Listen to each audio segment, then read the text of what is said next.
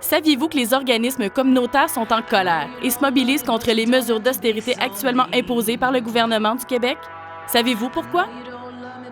Les organismes communautaires autonomes sont des lieux démocratiques où les citoyens réfléchissent ensemble à leurs problèmes et imaginent des solutions pour répondre à leurs besoins.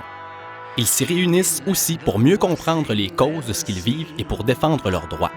Nous visons la transformation de la société pour que celle-ci soit plus juste, équitable, humaine et inclusive.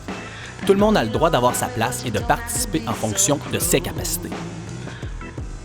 Par et pour les gens, les organismes communautaires autonomes œuvrent dans tous les domaines et rejoignent une multitude de personnes.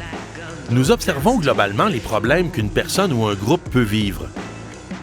Ainsi, nous cherchons à éliminer les causes des problèmes au lieu d'en soulager seulement les symptômes. Dans le passé, notre approche démocratique et novatrice a même inspiré le gouvernement du Québec qui a instauré des services de proximité tels les CLSC et les bureaux d'aide juridique.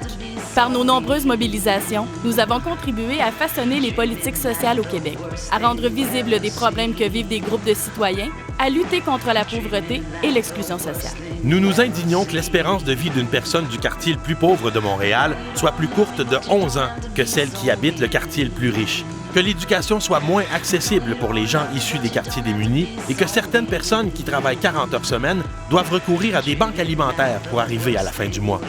Nous nous indignons encore plus quand nous remarquons que, selon Statistique Canada, en 2010, le 1% le plus riche de la population possédait 8% des revenus totaux après impôts et gains en capitaux, alors que 50% de la population la plus pauvre s'en partageait seulement 21%.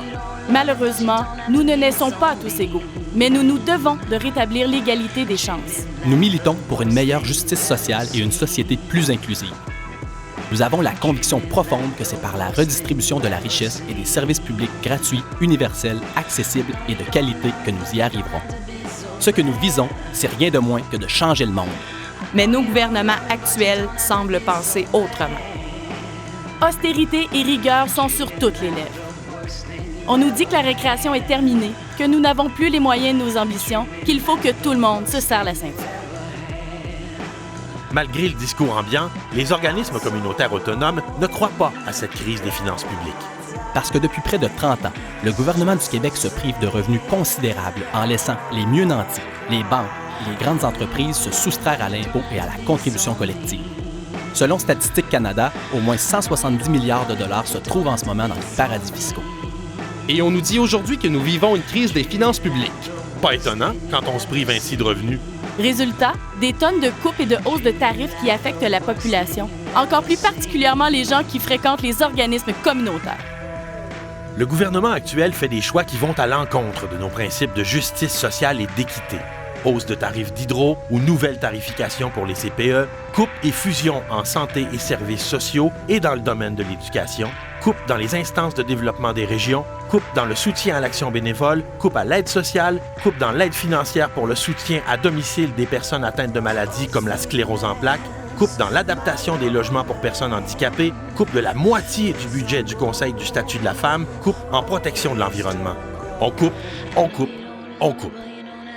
Et c'est sans parler du rehaussement financier qui avait été promis aux organismes communautaires à l'automne 2013 et qui a été annulé quelques mois plus tard par le gouvernement Couillard.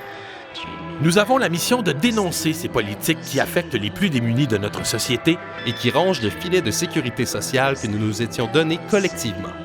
Nous avons raison de nous indigner. Ce n'est pas du tout le modèle de société que nous avions imaginé. Fort heureusement, des solutions existent.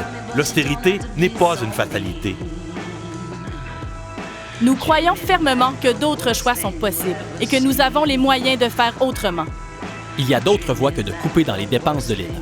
Nous pouvons également faire le choix d'augmenter nos revenus, par exemple en taxant davantage les banques et les grandes entreprises qui enregistrent des profits records. Il faut aller chercher la richesse là où elle est. C'est pourquoi il est plus que temps de se serrer les coudes, de mettre l'épaule à la roue et de dire haut et fort, l'austérité, c'est non.